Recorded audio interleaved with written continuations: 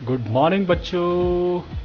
मैं हूं आपका इतिहास का प्रवक्ता पवन और मेरे संग पढ़ेंगे आज आप अपने इतिहास की पुस्तक जिसका नाम है भारतीय इतिहास के कुछ विषय। आप लोग मेरे चैनल को यदि सब्सक्राइब करते हैं जिसका नाम है स्टडी हिस्ट्री विद पवन चौहान, तो मैं 100% दावे के साथ कहता हूं कि आपके एग्ज़ाम में बहुत अच्छे नंबर आने वाले हैं। और यदि आप कम्पिटिटिव एग्ज़ाम की तैयारी कर रहे हैं तो उसके लिए भी मेरी वीडियोस आपके लिए बहुत बहुत हेल्पफुल होने वाली है। तो इसलिए मेरे इस चैनल को सब्सक्राइब कीजिए जिसका नाम है स्टडी हिस्ट्री विद पवन चौहान। चलिए बात करते हैं आपका अध्याय नंबर 2 जिसका नाम है राजा, किसान और नगर। यहाँ पर महत्वपूर्ण इतिहास की जानकारी आपको मिलने वाली है।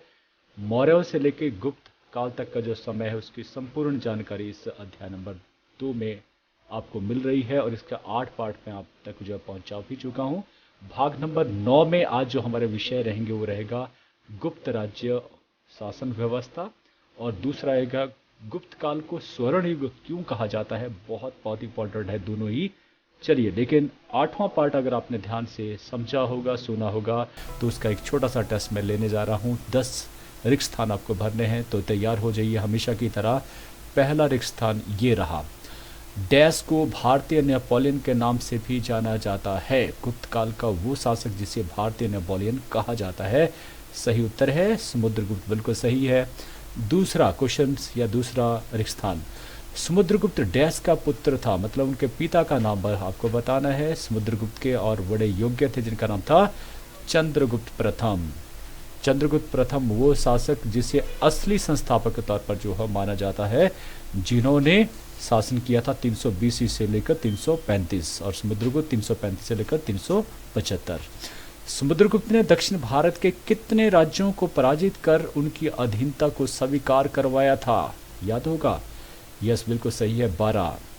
चौथा ये रहा, समुद्रगुप्त मृत्यु के पश्चात उनका योग्य पुत्र चंद्रगुप्त द्वितीय डैश ईस्वी राज सिंहासन पर बैठा था। कौन सा वर्ष था? अभी मैंने बताया था समुद्रगुप्त ने कब तक किया था, तो उसी सन में चंद्रगुप्त द्वितीय ने शासन किया था और वो था 375 ईस्वी में। ठीक है।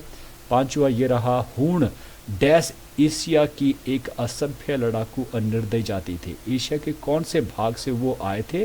क्या पूर्वी था, उत्तरी था, या मध्य था, या कुछ और?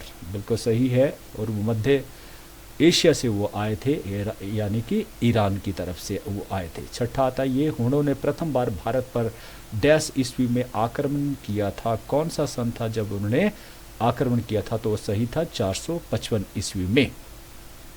फिर आता है 7वां, तोरमान की मृत्यु के पश्चात उसका पुत्र डैश, उसका जो पुत्र था तोरमान का, वो था उससे भी खतरनाक था, जिसका नाम था मिहिर कुल।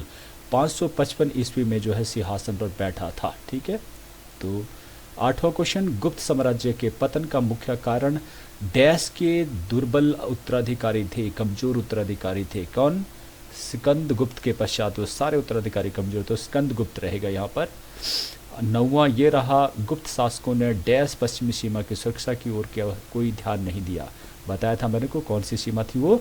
उत्तर पश्चिमी सीमा की तरफ जो है उन्होंने कोई विशेष ध्यान नहीं दिया, जहाँ से कौन आए? हूण आए, और उन्होंने गुप्त साम्राज्य का अंत कर दिया। फिर आता है 10वां, तोरमान ने साकल अथवा साकल कहा जाता था, लेकिन आप आज का जो आधुनिक जो नाम है, अपनी राजधानी बनाया। किसे बनाया था? ये पाकिस्तान में है जगह जिसका नाम था, जिसका आज का नाम है सियालकोट।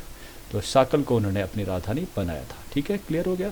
तो इस तरह से आपको याद रहा, ये बड़ी इंपॉर्टेंट है। चलिए बात कर लेते हैं अब आज के विषयों की, जिसमें सबसे पहले मौर्यों का प्रशासन कैसे चलता, उनकी शासन व्यवस्था क्या थी, कैसे चलती थी, उसके बारे में। पहला कि गुप्त शासक, ये समझ लेना कि केवल उन्होंने अपने साम्राज्य का विस्तार किया, नहीं, उसके साथ साथ उन्होंने एक उच्च स्तर का शासन व्यवस्था भी स्थापित करी। और क्यों करी उच्च कोटि की? क्योंकि उसका जो मुख्य ध्येय था, मुख्य उद्देश्य था, वो था प्रजा का कल्याण करना, इसलिए लोगों ने इनको पसंद किया। ठीक है। इसकी विशेषताएं क्या थी? पहला, केंद्रीय शासन प्रबंध, क्योंकि जो दूसरा क्वेश्चन आने वाला है कि गोल्डन एज क्यों कहा जाता है, तो ये जानना जरूरी है कि उनका शासन प्रबंध क्या था, तो इसलिए वहीं से ही कंफर्म हो जाएगा। केंद्रीय शासन व्यवस्था, केंद्र में जो 2 तरह के होते थे, एक राजा था और उसके मंत्री होते थे। ठीक है। केंद्र में जैसे हमारी जो केंद्र सरकार है उसमें कौन आते हैं? हमारे राष्ट्रपति, प्रधानमंत्री और मंत्रिमंडल आता है। ठीक है। उसी प्रकार से उस समय केंद्र में आते थे राजा और उसके मंत्री।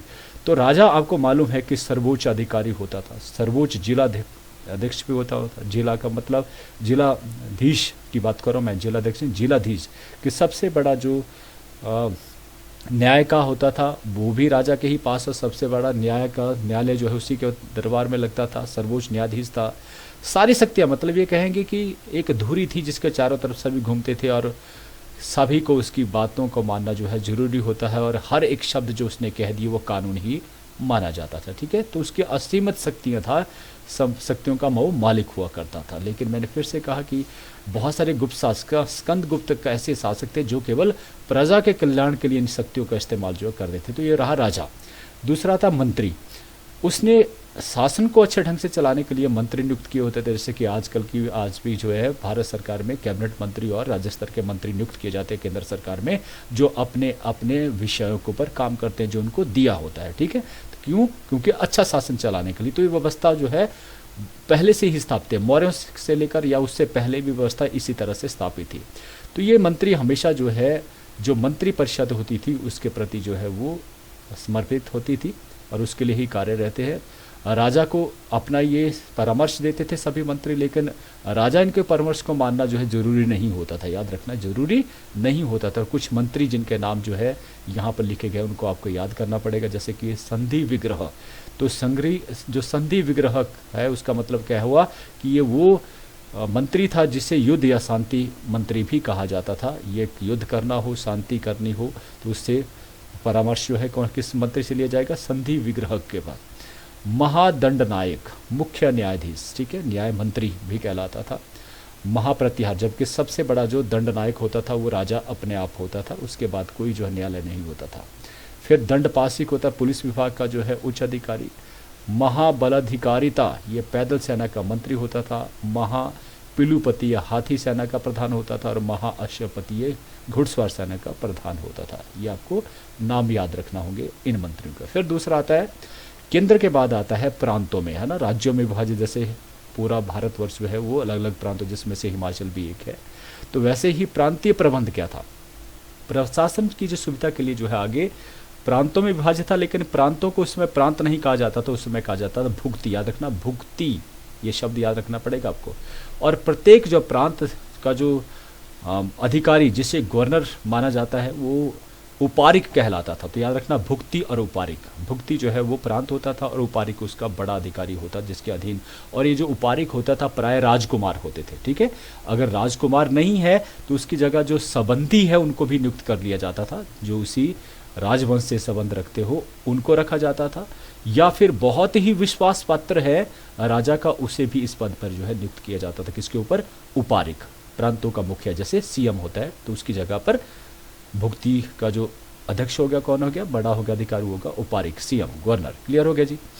तो इसका कार्य वैसा ही होता था जैसा कि पूरे देश में जो है राजा का होता था, ठीक उसी प्रकार उस पूरे प्रदेश में जो है भुक्ति के ऊपर जो है अधिकार रहता था। उपारिक और उपारिक का कार्य क्या रहता है? बिल्कुल शांति व्यवस्था बनाए रखना, विदेशी आक्रमणकारियों से रक्षा करना, जन कल्याण के कार्य करना, या फिर सम्राट के जितने भी आदेश हैं उनका पालन जो है करवाना अपने क्षेत्र में या अपने प्रांत में, अपने भुक्ति में। ये किसका काम होता था? उपारिक। याद रखना, उपारिक। ये होगा प्रांतों का सारा।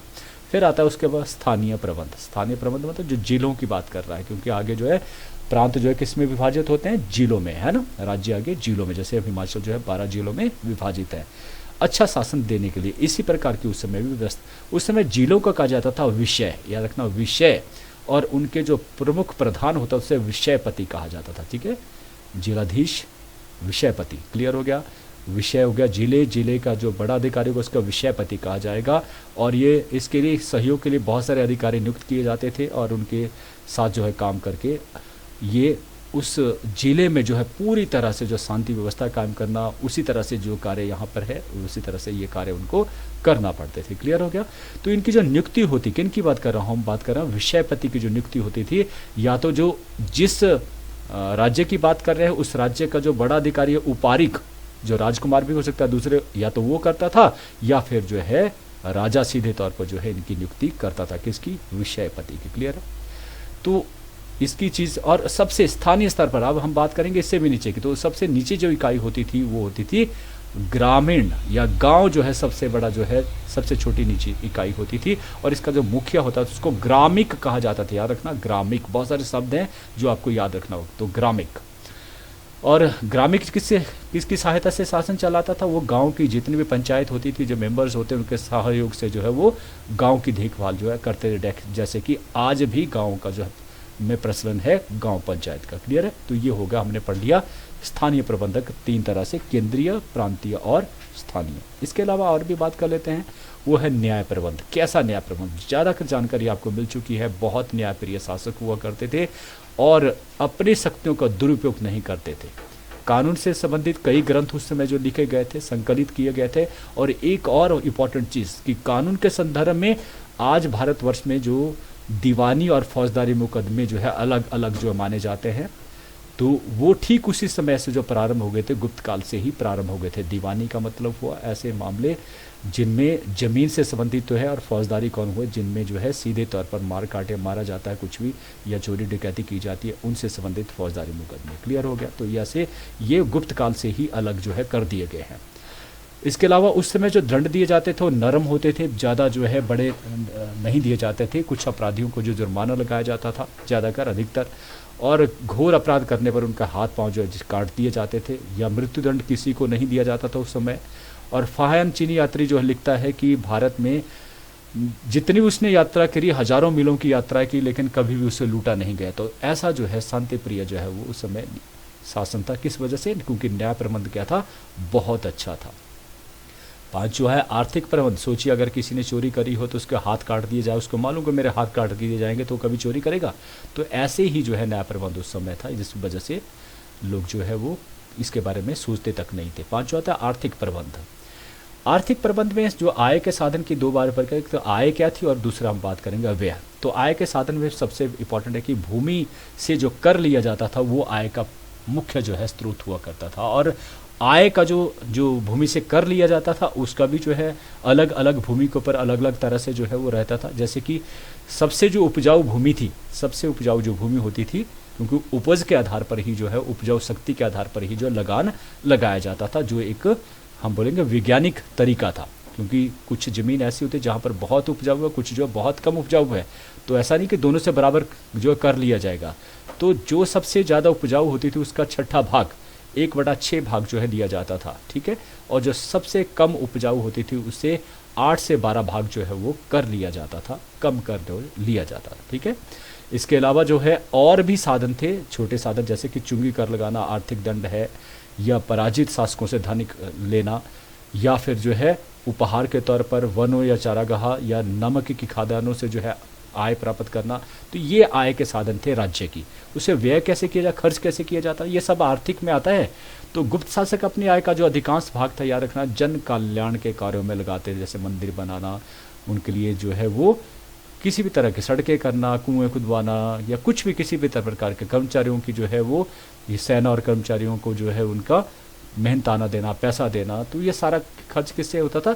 जो आय हुई उसी से दिया जाता था। और याद रखना, इसमें एक इंपॉर्टेंट चीज़ जरूरी आपने डालना है कि राजा कभी भी ऐश्वर्य प्रिय जीवन के लिए जो धन को व्यय नहीं करते थे, जैसा कि आज की सतह में देखने को मिल रहा है कि हिमाचल जैसे स्टेट में भी जो अब हेलीकॉप्टर आ चुके हैं। तो ये अपने आप में लगता है कि एक ऐश्वर्य प्रिय जीवन जो उस समय नहीं जिया जाता था, लोग के कल्याण के लिए ही ज़्यादा पैसा जो है वो लगाया जाता था। छठा था सैनिक प्रबंध। गुप्त शासकों ने अपने साम्राज्य का विस्तार करने और उसकी सुरक्षा के लिए जो सैनिक प्रबंध की ओर विशेष ध्यान दिया था। उसने सैनिकों को 6 अंगों में विभक्त किया होता, जिसमें पैदल सेना सबसे बड़ी सेना, फिर घुड़सवार, हाथी सेना, रथ की सेना, जल सेना और यातायात के साधन जो और चीज़ों को लेकर आते थे। ये आज भी भारतवर्ष की सेना में जो है, सेना को जैसे 3 भागों में बांटा गया भारतीय सेना को, जिसमें थल, जल और वायु सेना आती है, और उसके भी आगे कई पार्ट हैं अच्छी तरह से चलाने के लिए। तो वैसे ही वहाँ पे किया जाता था। इसमें सबसे इम्पॉर्टेंट चीज़ की जो सेना का अनुशासन, वो उसके ऊपर सबसे इम्पॉर्टेंट जो है ध्यान दिया जाता था। और आय का लगभग, याद रखना, आधा भाग सेना पर व्यय किया जाता था। और आज भी भारतवर्ष की सेना पर आधे से ज़्यादा जो है वो पैसा उसकी आय का खर्च किया जाता है, ताकि हम दूसरे देशों के साथ जो है खड़े हो सके सामने, और दूसरा जो हमारे ऊपर गलत नज़र रख रहा है वो कम से कम डरे। तो जो युद्ध के तरीके थे उसमें वो तीर कमान था, तलवार था और ढाल, इनका प्रयोग जो है वो कर किया जाता था और सैनिकों को अच्छे वेतन दिए जाते थे, जिसके बारे में हम चर्चा पहले भी कर चुके हैं। फिर आता है गुप्त काल का स्वर्ण युग। क्यों कहा जाता है उस समय का स्वर्ण युग? मतलब समृद्धि में थे लोग, इसलिए स्वर्ण युग कहा जाता है। तो एक एक करके देखिए, चाहे कोई भी क्षेत्र हो, चाहे वाणिज्य हो, व्यापार हो, विज्ञान, शिक्षा, साहित्य, भवन निर्माण कला, चित्रकला, मूर्तिकला, सिक्के बनाने की कला, सामाजिक, आर्थिक, हर क्षेत्र में देखा जाए तो उस समय जो है उन्नति के ऊपर था, उन्नति के ऊपर था। ठीक है, अब आता है कि एक एक करके इसको पढ़ लेते हैं कि राजनीतिक एकता। क्यों कह रहे हैं हम गुप्त काल को स्वर्णिक? जिसमें पहला जो पॉइंट आता है वो है राजनीतिक एकता, कि वो देश जिसमें राजनीतिक एकता होती है ना, वही देश समृद्धि की तरफ जा सकता है और तभी उसको स्वर्ण युग कहा जाएगा। जैसे भारत को भी किसी समय कहा जाता था सोने की चिड़िया। क्यों कहा जाता था? उसमें राजनीतिक एकता थी।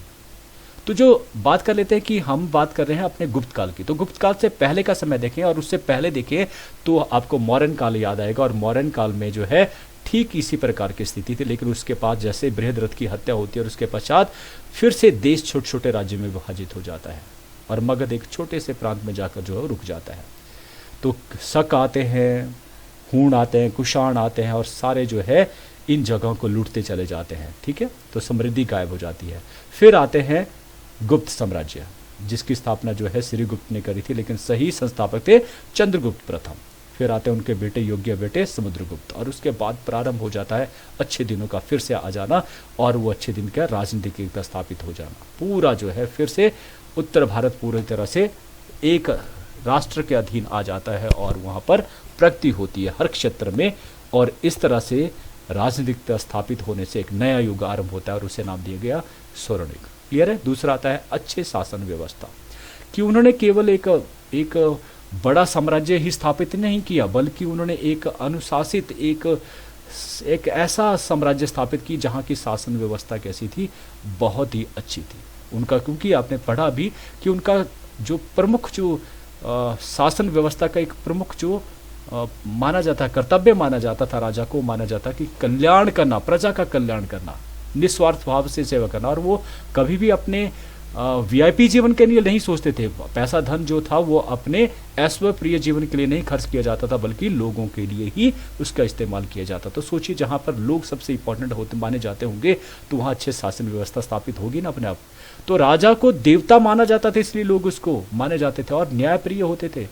कोई छोटा बड़ा अमीर गरीब ये बिल्कुल भी नहीं देखा जाता था, और एक पूरा न्याय जो है मिलता था लोगों को। इसलिए बहुत लोग जो कैसे थे, ईमानदार थे। बहुत कम कर जो है लोगों के ऊपर लगाया जाता था। दंड नरम थे, लेकिन ऐसे अपराध जो गलती से चोरी डकैती करना, उनके लिए जो है हाथ अंगों को काट दिया जाता था, या बड़े अपराधों के लिए जो है मृत्युदंड नहीं दिया जाता था।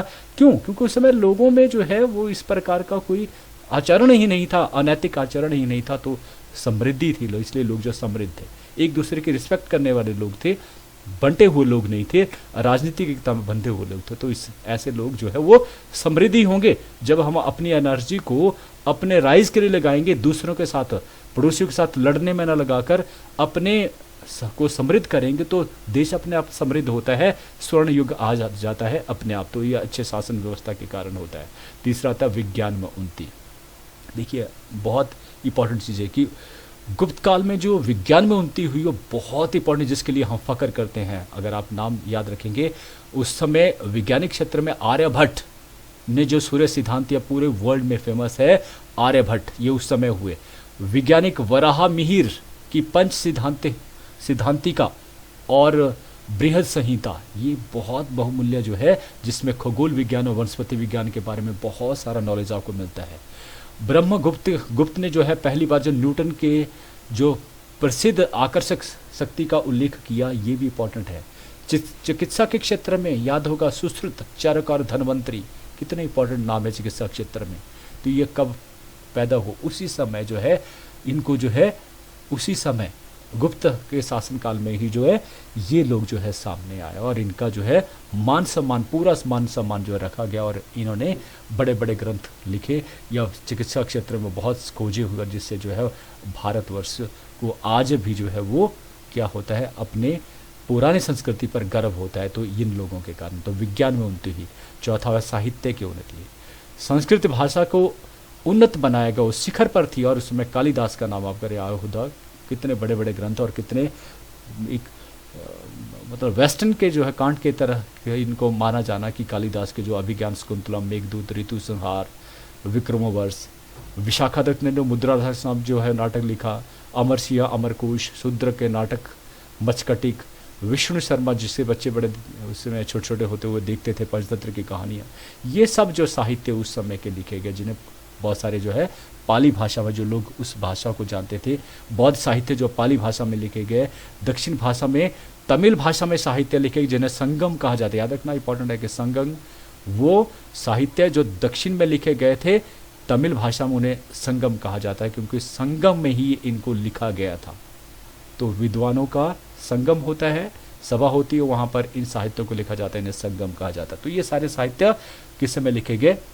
इन्हीं के शासनकाल में, गुप्ता के ही काल में लिखे गए, तो इसलिए इसको स्वर्ण युग कहा जाएगा।